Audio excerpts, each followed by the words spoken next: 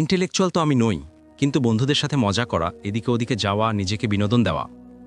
আর তারপর হঠাৎ করেই আল্লাহ তাআলা এক রাতে আমাকে একটা স্বপ্ন দেখালেন যে হ্যাঁ, আমি আমার বাবা মায়ের কাছ থেকে লুকিয়ে বেসমেন্টের রাস্তা দিয়ে বেরিয়ে নিউ ইয়র্কে আমার এক হিন্দু বন্ধুর সাথে একটা পার্টিতে গিয়েছিলাম।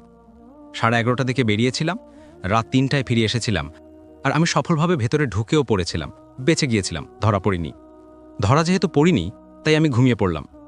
আমি যখন ঘুমালাম তখন স্বপ্নে দেখলাম যে আমি আমার কবরে শুয়ে আছি, আর আমার চেহারাটা একটা টিকটিকির মতো হয়ে গেছে, আর আমার কবরে 2 দিক থেকে আগুন ঢালা হচ্ছে, আর বলা হচ্ছে এটা এই কারণে যে তুমি নামাজ পড়ো না। আমি উঠে পড়লাম। এই স্বপ্ন দেখে আমি জেগে উঠলাম। উঠেই আমি বললাম, ও নামাজ। আমি অজু করলাম, নামাজ পড়লাম।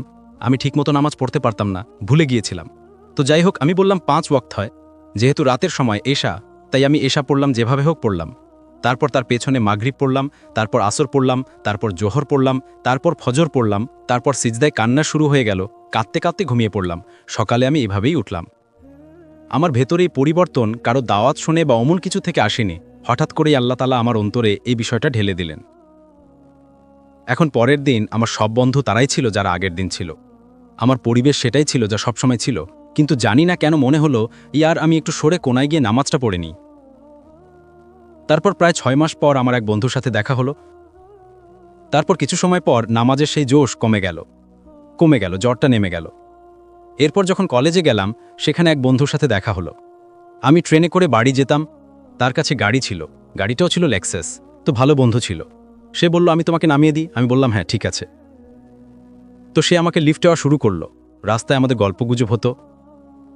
একদিন রাস্তায় মাগরিবের সময় হয়ে গেল। সে বলল, তুমি কিছু মনে না করলে আমি গাড়িটা একটু থামাই। সে এটা বলেনি যে নামাজ পড়ব, বলল গাড়িটা থামাই। আমি বললাম, হ্যাঁ থামাও, আমার তো আর টাকা খরচ হচ্ছে না। সে গ্রিন পয়েন্টে একটা মসজিদের সামনে গাড়ি থামালো, ভেতরে গেল। মানুষ নামাজ পড়তে যাচ্ছে। আমি বললাম, ইয়ার লজ্জা লাগছে, আমিও যাই। তো আমিও গেলাম। আমি 3য় রাকাতে যোগ দিলাম। 3য় রাকাতে যদি আপনি নামাজে যোগ দেন আর ইমাম সালাম ফেরান, তাহলে আপনি কি করেন? দাঁড়িয়ে যান। আমি বসেই থাকলাম। আমি সবার সাথে সালাম ফিরিয়ে নিলাম।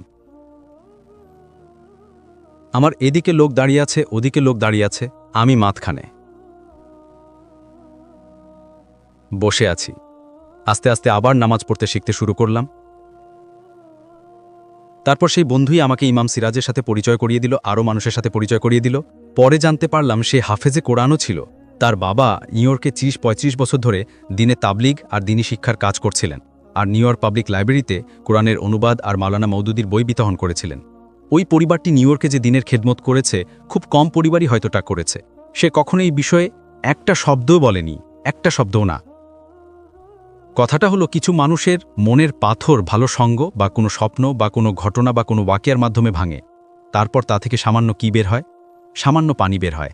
ওই পানিটা তো ছিল, এটা স্বীকার করতেই হবে, ওটা ছিল, কিন্তু পাথরের নিচে চাপা পড়েছিল।